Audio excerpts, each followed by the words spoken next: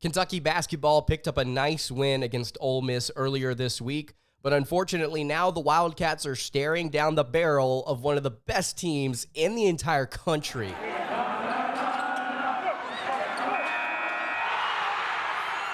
You are Locked On Kentucky, your daily podcast on the Kentucky Wildcats, part of the Locked On Podcast Network, your team every day. All right, what's going on, Big Blue Nation? Welcome on into Locked On Kentucky, your daily Kentucky Wildcats podcast. I'm your host, Lance Dawe, writer for various SEC-related things, but on this podcast, we take a dive into all things Kentucky athletics. On today's episode of Locked On Kentucky, we've got a big matchup this weekend between the Wildcats and the Auburn Tigers. Going to be previewing it on today's show, giving you our thoughts on the Tigers, what they're good at, what they struggle with, maybe where some matchups in this game can really decide it for the Wildcats, give our thoughts and our final score prediction as well. Today's episode is brought to you by FanDuel. You can make every moment more, and new customers, if you join today, you'll get $150 in bonus bets if your first bet of $5 or more wins. You can visit FanDuel.com/lockedon today to get started. All right, so let's go ahead and get into it. Auburn hosting the Kentucky Wildcats this weekend. This Auburn squad is no joke. Let's start here with what the Tigers do really well. And it's no secret, they have one of the best defenses in the entire country. Obviously, as we know, the Wildcats struggled on defense a little bit so far this season. But if you go to the KenPom breakdown of this game, it's actually kind of entertaining because you'll look at the adjusted efficiency for all four of these units we're going to see in this game. Kentucky's offense, their defense, Auburn's offense, and their defense. And KenPom breaks it down really simple. They show what will happen when Kentucky has the ball, different metrics for both the Kentucky offense and the Auburn defense, and then when Auburn has the ball, the Auburn offense, and then the Kentucky defense. And they categorize these different stats, and then they highlight them either green or some varying degree of red, depending on how bad that number is nationally. And you'll see on when Kentucky has the ball, it's very green, both for the Kentucky offense and the Auburn defense. Very, very good Auburn defense. But when Auburn has the ball, green Auburn offense, very good Auburn offense. And then the Kentucky defense is almost white across the board with a couple of different red blocks and one green block. But it's very entertaining. This Auburn team, though, very balanced on both sides of the ball, but very, very good on defense. They currently lead the nation in two-point field goal percentage, and they are second in the country in effective field goal percentage, allowing 42.4% of opponent shots to fall whenever they are taken inside the rim. That is insane. They've got two really good centers in Dylan Cardwell and Johni Broome. Johni Broome, the starter there, transferred in from Morehead State, has been an excellent player for the Tigers for 2 straight seasons now. It could potentially be in the SEC Player of the Year conversation if he continues to play the way that he has so far during conference play. But this defense gets after it. They're 19th nationally in opponent three-point percentage. They're top 75 in turnover percentage. They're top 6 in block percentage. Top 4 in adjusted efficiency. They work teams late into the shot clock. It is an excellent unit. It will give Kentucky a lot of issues in this game. Kentucky's going to come into this one as one of the best offenses in the entire country, and I can just go ahead and tell you now, after seeing this team quite a bit, this defense is going to make Kentucky's guards work for everything that they get. And it's not necessarily guards on Auburn's end that are really, really good on defense. Now, they've got some guys. They've got some players at guard that can defend. Not necessarily maybe score, but can defend. But it's the team. It's all around. It's guys like Johni Broome. It's guys like Jaylin Williams, their star forward. Chad Baker-Mazara, who was a transfer that has been really good so far this season overall for the Tigers. It's different players on this roster that are not just at point or at shooting guard that will be assigned matchups with these Kentucky players. Something that Kentucky has struggled to do consistently this season on defense that teams like Auburn Teams like South Carolina, teams like Tennessee do really, really well is they switch. They switch a lot, and then they switch effectively. They're able to have different matchups that you may typically consider mismatches that end up working in Auburn's favor anyway. It's a very versatile team, and they clamp down hard on defense. Now, they do foul quite a bit, which leads to a lot of free throws for opposing teams. In fact, if you go and look at their point distribution on KenPom, opponents are getting about 25% of their points from the charity stripe, a little under 25%. That is good for 9th in the country. They do not allow a ton of points per game to begin with, but whenever you do get points, you typically see them from the charity stripe from opponents. So this is, off the bat, going to be a really interesting clash. Kentucky, one of the best backcourts in the entire country, play with a lot of pace, take a lot of shots. Auburn shuts down opposing backcourts, and they have a variety of ways that they can do it, and they've done it really effectively against the SEC so far this season. How is Kentucky going to take guys like Dillingham, Reeves, Wagner, and Sheppard and get them space and shots in solid shot selection in this one? That's what we're going to be looking at. Can Kentucky on offense create some different things individually and by distributing the basketball? Because something else we didn't point out, Auburn is really good at taking assists away from opponents. And if you want a good example, you can go to their most recent victory against number 11 South Carolina. South Carolina at the time was leading the SEC in the standings, and they were number 11 in the AP poll. Auburn beat them 101-61. Auburn beat them by 40 points inside Neville Arena. And the Gamecocks had 5 assists to Auburn's 22. It is very difficult to score on this unit. Very difficult to score on this unit. And on top of that, I think that the home crowd they've got also makes it near impossible for opponents to find rhythm and find consistency. Kentucky has seen this. There's a lot of passion in that student section. In fact, there were kids on Wednesday after the game against South Carolina that were pitching tents outside the arena getting ready for this game. Auburn takes this game very seriously, as does Kentucky, as we've seen in blowouts and Rupp as of late. But Auburn takes this game serious. And so they've got one of the best defenses in the country. Let's continue to talk about some of the different things that Auburn does and how Kentucky maybe matches up with them well in some regards. Before I dive into all of that, though, I want to tell you guys about our friends over at FanDuel. You, unlike on the Auburn defense, can get buckets with your first bet on FanDuel, America's #1 sportsbook, because right now new customers are getting $150 in bonus bets with any winning $5 bet. That's $150 if your bet wins. You can bet on all of your favorite NBA players and teams with things like quick bets, live same-game parlays, exclusive props, and more. So all you have to do is go over to FanDuel.com/lockedon and shoot your shot. Really fun to place down things on the NBA. I would highly encourage you to go to, again, FanDuel.com/lockedon. Shoot your shot with FanDuel, an official sportsbook partner of the NBA.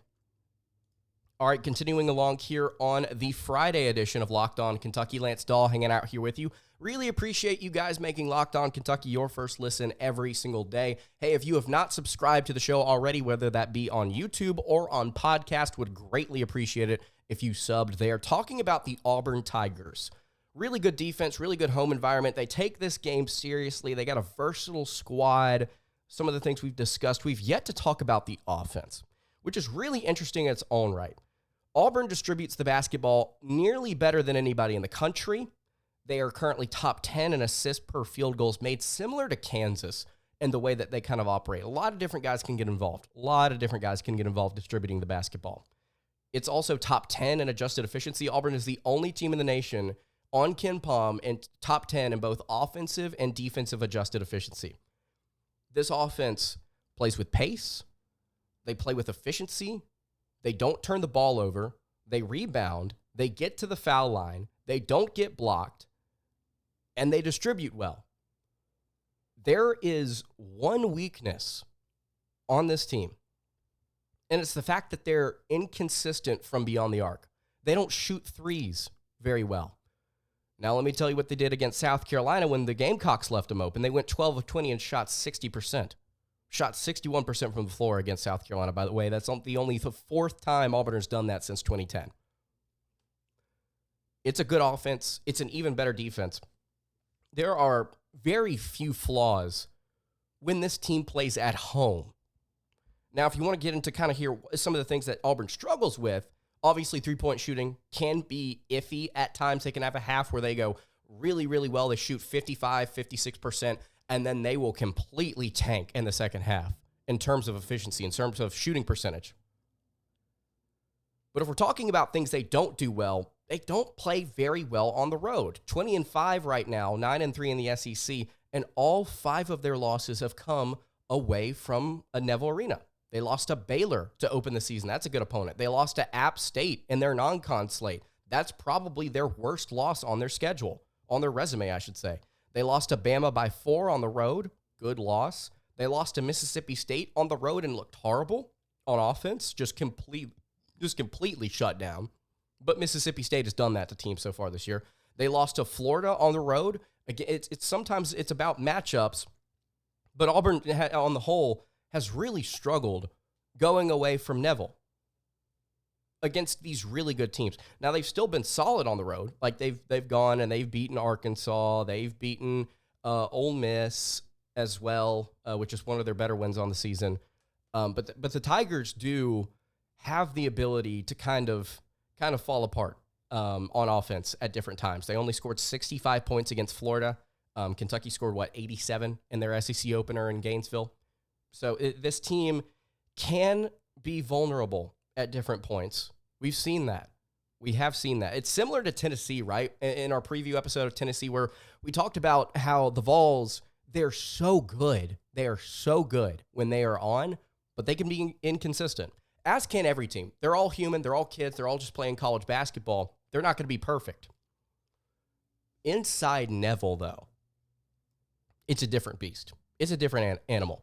And we've yet to talk really about Johni Broome, who is currently number 3 in the Ken Pom Player of the Year race. So he played 2 years at Morehead State, played a year at Auburn last year, even better this season, and shooting really, really well in conference play, shooting 50% from 3, and that's not been his stroke. He took no threes during his freshman year, took 5 in his second, went 9 of 31 last year, was 29%, and now he's shooting 20 of 52 on the year this year. That's 38.5%. But he's shooting 50% in conference play, which is second nationally. That's your 6'11" center that Auburn's got out there. That is chucking threes. It's like Kentucky. They've got guys all over the place that can shoot. The Auburn's front court a little bit better than the Wildcats, I would argue. But it's been impressive what Broome has done. He's shooting 59% from inside the arc. He's also got a pretty solid assist rate. He grabs offensive rebounds. He's first in the nation in defensive rebound percentage in conference play. He is their most dominant player. He gets almost 30% of their possessions, involved in 30% of their possessions. It's just, it's one of the best centers in the entire country that Kentucky's going to have to go up against. We're talking about matchups now. Holding him and Jaylin Williams, the 6'8" senior who's going to start at power forward, is going to be tough for Auburn. It's going to be difficult it's going to be tough for Kentucky because of the lack of consistency the Wildcats have had in their front court. If Trey Mitchell is healthy in this game, he's going to have to be on his A game against Williams and Broome. Jaylin Williams, by the way, is shooting over 60% from the floor and 42% from three. That's Auburn starting 4 and 5 that have been elite for them so far this season. Mitchell's going to have to be on his game. Onyenso is going to have to step up and make plays. Not just get blocks, but close out and finish with grabbing rebounds on some of these things around the rim. Mitchell's got to play well.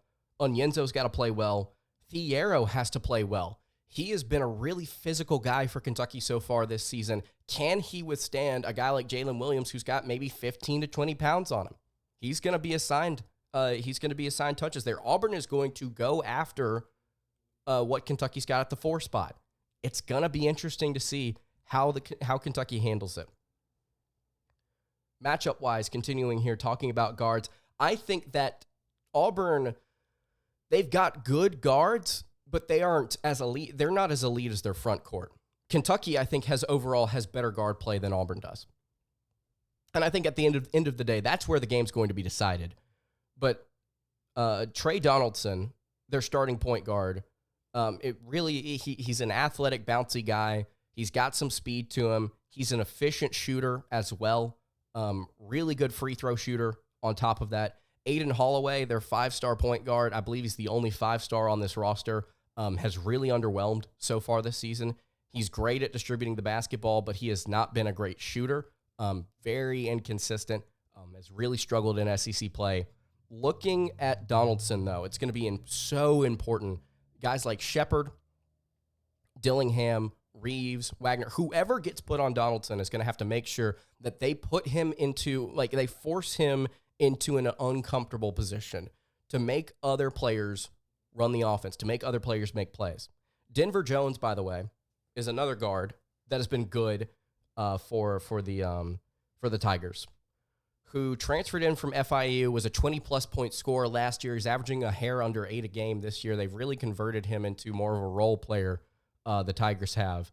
But he's a really good on-ball defender, and they're also he's listed at shooting guard, and he's played shooting guard this entire season. Played point against South Carolina. I expect him to play a little point guard against Kentucky. 6'4", 205 pounds. He's another matchup issue. Auburn's got all of these different things that they run on offense, these different sets or this flex offense that can give Kentucky problems. And I think all of it comes down to, if we're going to sit here and talk about matchups, these individual players, they really do matter for Kentucky, and they matter for Auburn a ton. But how systematically Auburn wants to run their offense to create different things and try and confuse Kentucky to open up different shots is going to be really important. It's going to be really important for the Wildcats to focus on defense. Auburn's going to run some stuff that's going to try and confuse the Wildcats. They got to be able to handle it, and they got to be able to get out on the perimeter whenever things happen. Kentucky's got the dudes at guard to keep up and score with Auburn. Kentucky's got the dudes. We know Antonio Reeves can fill it up consistently. We know that Reed Sheppard can play well. We know that Rob Dillingham can score on the fast break and can score from beyond the arc as well. But can this team go on the road and defeat Auburn in Neville Arena?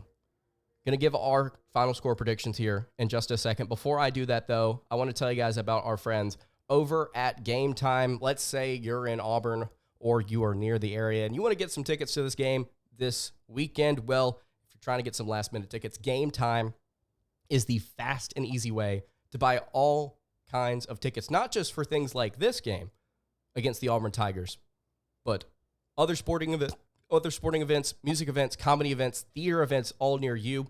And right now, all users get $100 off when they buy a big game ticket with code Vegas100.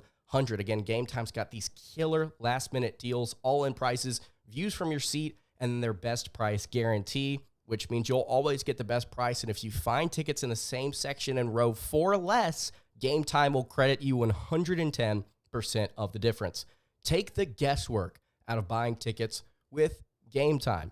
Right now, again, all Game Time users get $100 off a big game ticket with Vegas 100. Terms apply. Just download the Game Time app and use code Vegas 100, VEGAS 100 for $100 off a big game ticket. Or if you're not going to the game, you can just use code Locked On for $20 off your first purchase. Again, download Game Time today. Last minute tickets, lowest price, guaranteed. All right, wrapping up the Friday edition of Locked On Kentucky. Lance Dawe hanging out here with you. Again, we really appreciate you checking out the show today. If you have not subscribed, would appreciate it if you went and did that. So we've talked about Auburn, what they do well, what they struggle with, some inconsistencies so far this season. Haven't lost at home despite that. struggle sometimes from beyond the arc, but their front court more than makes up for it. Broome, Williams going to be a problem. Going to be more guard-focused here, I think, in the outcome when it comes to the way that Kentucky impacts this game. Offensively, at least, I should say. Defensively, Thiero and Onyenso and Mitchell and Bradshaw, if he gets in, they're going to have their hands full, and it's going to be a problem. So what do we think about this matchup? Can Kentucky win this one? Absolutely. I think they can win this one. Ken Pom believes that Kentucky's going to lose this game 87-77. They've only got an 18% chance to take down the Tigers and Neville. I think that Kentucky's got a better chance than that just simply because they've got the guards, they've got the shooting, they've got the ability to go out there and score in bunches despite Auburn's defense being so good. And I think one of the things that we can point to say, well, Kentucky can still score against good defenses, you can look back at that Tennessee game where Kentucky gave up 103 points. Yeah. But also, they scored 92 in the process, and Rob Dillingham had a phenomenal game despite Tennessee having some really, really good defenders at guard. Does that mean that's what's going to happen here, that Kentucky's going to be able to put up 90? I doubt it, especially considering it's on the road, but I think that all things considered, Kentucky's going to have their chance. They're going to have their opportunities in this game. It's just a question of whether or not they'll be able to hit from outside the arc or hit things inside the paint. And then defensively, again, I really want to stress this. Hugo, if he's going to play and have the most minutes at center, he's got to have the game of his life. I know he just had 10 blocks against Ole Miss, but to shut down this Auburn front court, he's got to be physical. He's got to be assertive. If Ivisic plays, he's got to be more assertive in this contest. I want to pick Kentucky to win this game. I think Kentucky's got the ability to score. I think they've got the ability to run up and down the court with Auburn. But do they have the ability at the end of the day to pick it up on defense and get rebounds when it matters? Unfortunately, it doesn't look like that. It hasn't looked like that. In this game against Ole Miss earlier this week, that was great, but can you do it twice in a row? This time against one of the best teams in the nation on the road. I'm going to say Kentucky loses. I'm going to say they lose by 4. I'm going to say Kentucky loses 80-76.